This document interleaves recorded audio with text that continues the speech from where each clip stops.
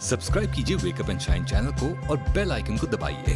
यहाँ आपको मिलेंगी ढेर सारी मोटिवेशनल कहानियाँ, इंस्पायरिंग इंटरव्यूज और बहुत सारा positive content. Stay positive, keep shining. नमस्कार, वेकअप एंड शाइन पर विजय विक्रम सिंह के साथ हैं आप। आज माँ पर बात करने का मन हो गया, उनसे जुड़ी एक कहानी सुनाने का मन हो गया, क्योंकि माँ का महत्व हमारे जीवन में, हम सभी के जीवन में, इस पर मैं जितना भी बोलूँ उतना कम है और उस पर शायद मुझे बोलने की ज़रूरत भी नहीं। हर इंसान माँ के महत्व को समझता है। एक जज साहब होते हैं, एक दिन वो अपनी माँ को वृद्धाश्रम छोड़ने जाते हैं। बड़े भारी मन से वो अपनी माँ को वृद्धाश्रम छोड़ देते हैं और वृद्धाश्रम में कोई दिक्कत ना हो इसके लिए, और उनको खबर मिलती रहे कि माँ कैसी हैं, वो वहाँ के चौकीदार से दोस्ती कर लेते हैं। तो बातचीत में चौकीदार उनसे पूछता है कि आप क्या करते हैं। जज साहब बताते हैं कि मैं जज हूँ, और फिर चौकीदार पूछता है कि माँ को यहाँ क्यों ले आए। तो जज साहब बताते हैं कि भाई घर में माहौल बहुत ख़राब हो गया था, पत्नी माँ को सम्मान नहीं देती थी और पत्नी की वजह से बच्चे भी जो है माँ से बात नहीं करते थे।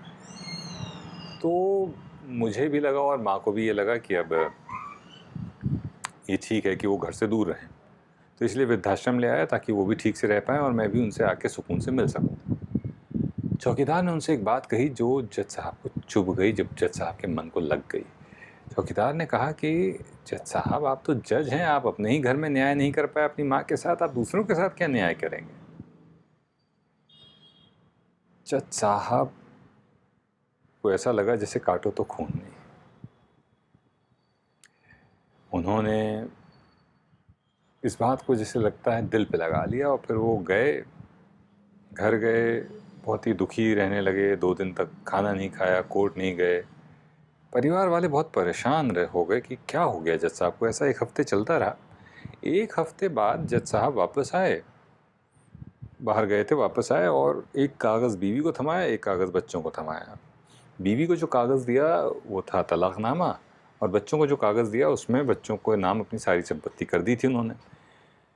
और जज साहब ने बड़ी विनम्रता से कहा कि देखो, मैं अपनी माँ के साथ न्याय नहीं कर पाया और मुझे इस बात का बड़ा अफसोस है, और इसीलिए मैं सब कुछ छोड़ छाड़ कर अपनी माँ के साथ रहूँगा। तुम लोग अपना जीवन मज़े से बिताओ। और ये कहकर जज साहब वहाँ से चल दिए, सीधे वृद्धाश्रम पहुँचे। वृद्धाश्रम जाने के बाद चौकीदार के पास गए और कहा कि मैं सब कुछ छोड़कर आ गया हूँ, अब मैं माँ के साथ ही रहूँगा, मुझे माँ के पास ले चलो। चौकीदार माँ के पास जब जज साहब को लेके गया तो जज साहब ने देखा कि माँ पूरे परिवार की तस्वीर को सीने से लगाकर सो रही थी। जज साहब की आंखों में आंसू आ गए। वो माँ के चरणों में बैठ गए और रोने लगे, और इसी बीच उनका परिवार भी वहाँ आ गया। परिवार को अपनी गलती का एहसास हो चुका था। परिवार ने आकर जज साहब से और माँ से माफ़ी मांगी और कहा कि माँ, तुम हमारे साथ चलो। लेकिन वृद्धाश्रम के प्रशासन ने मना कर दिया। बोले कि भाई, आप लोगों का भरोसा नहीं, आप उनको छोड़ गए थे, कल को फिर उनके साथ कोई बदसलूकी करो तो हम इनको नहीं जाने दे सकते।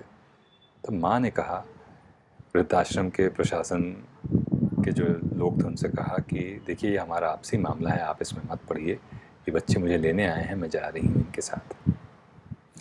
पूत कपूत हो सकता है, माता कुमाता नहीं हो सकती।